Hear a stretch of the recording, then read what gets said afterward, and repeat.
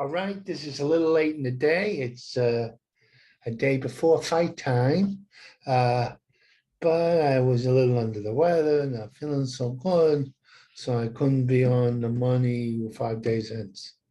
I hope the 5 followers who follow me. I hope I get more. I can figure out how to connect this up to Facebook.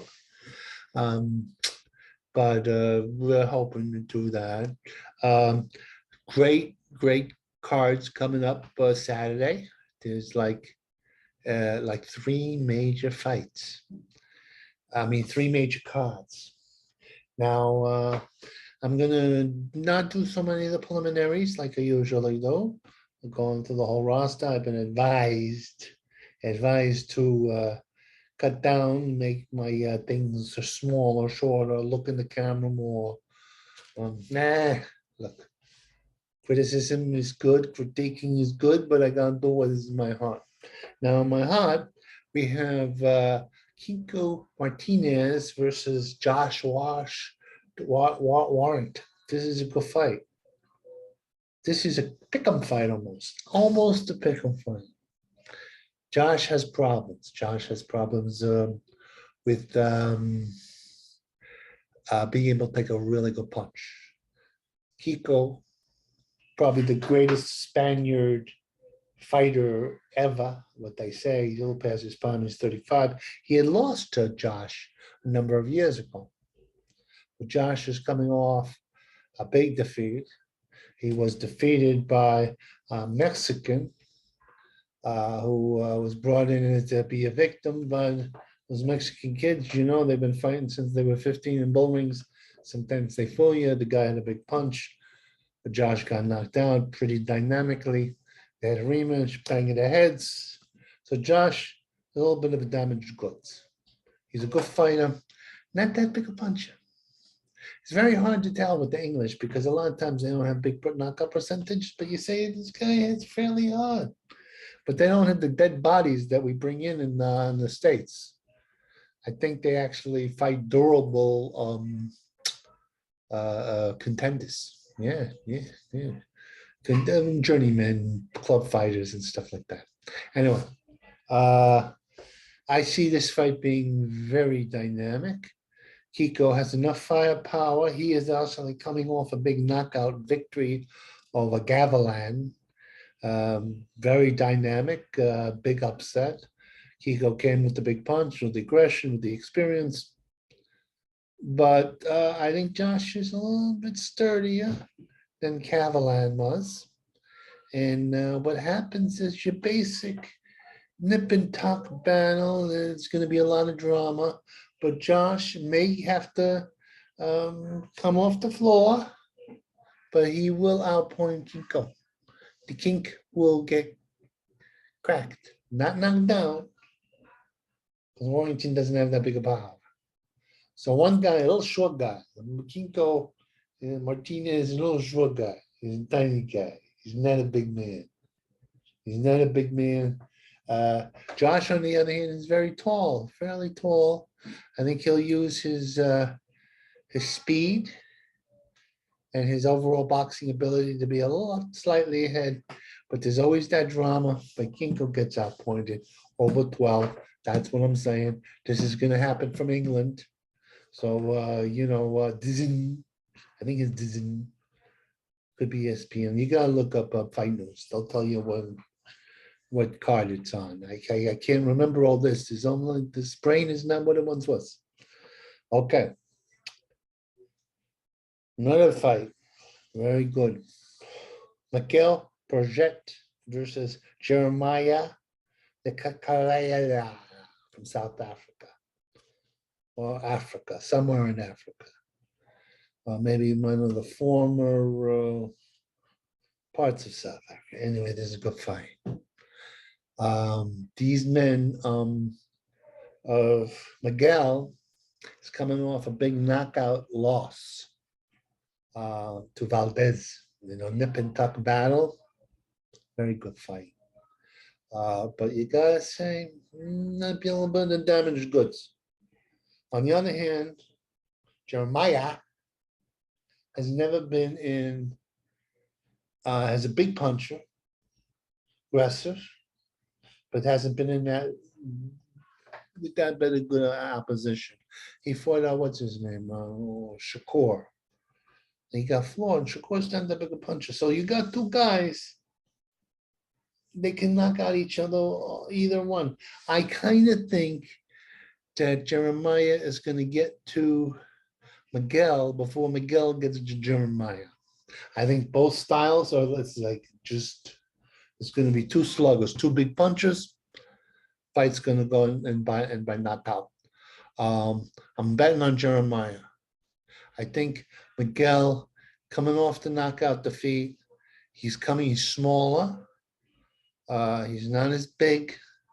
He's a naturally lighter guy going for the lightweight division, coming off a devastating knockout loss. I see. This is what I see. This is what I see in my psychic mind, Nostrovini. Okay. Now, another thing is going to be on the undercard of Tim Tatsia versus Terrell Kushra, who's an American Olympian. These is two quality fighters, but Tatsia, like his father Kostazou, is a big puncher, boxer punch, a little awkward, a little strange, little Uzbekistanian style. He's more a chip off his old block than a lot of the sons and daughters of the champions. I would say he looks like he could be the real thing. He looks like a huge version of his father. His father was a junior welterweight. He's a junior middleweight.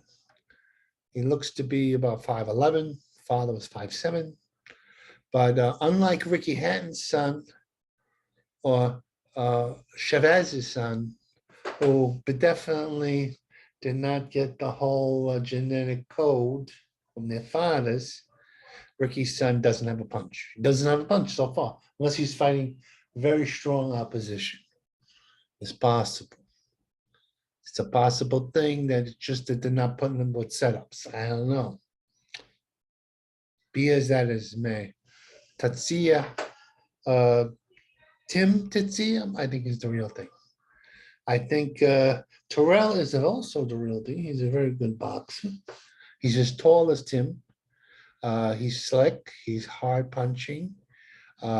He has lost twice, so he does know how to lose. And Tim doesn't know how to lose yet. I think Tim's going to beat him. Tim is just too good. It's just too good. I think he's the real deal. You know, he needs a little more seasoning before he goes for the title. But I think he's the real deal. I think he has the real power. On the undercard of this shindig is another good fight. Miguel Rivera against Joseph Adorno. This is a very good fight. This Rivera, he's from the Dominican Republic. Obviously, they have a great boxing program in the Dominican Republic because they keep on producing really good fighters. He bears striking resemblance to Tito Trinidad. Ali, he's a boxer puncher, very tall, goes to the body, goes to the head, very nice. Adorno is a good fighter too. But he is a big left hook, good speed, but he's been hurt. I've seen him hurt. I've never seen Rivera hurt. He has the big left hook. He has the big punch. He's busy, but he also could be well outworked too. He was outworked by this one guy. He was fought last. They went the draw. He's a battle between undefeateds, but the Trinidad look-alike, he's gonna win. Gonna win. He's good. He's very good. And, I don't see him losing this fight. I think it'll be interesting, but he'll catch up to Adorno. Elvis Rodriguez needs John Jose Vasco Okay. This is interesting. Vasco is a southpaw. He's won for the title. He's a good fighter, but he's been knocked down. And Rodriguez is very strong, very powerful guy. Good punch. I think Vasquez does a good job at making a very difficult situation for Rodriguez Elvis, but the king will win. See the king, like Elvis Presley and all that stuff. Sorry, I am giving this so late in the day. I meant to do it earlier, but I was not well, and now I'm well, relatively well. Anyway, this is my this is it. This is the sum total of my thing, and I'm gonna sign off now. Okay, I'm gonna try to get this earlier, and oh, my little kitty cat is yeah, shut up.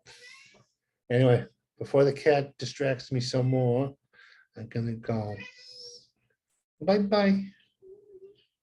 Bye bye.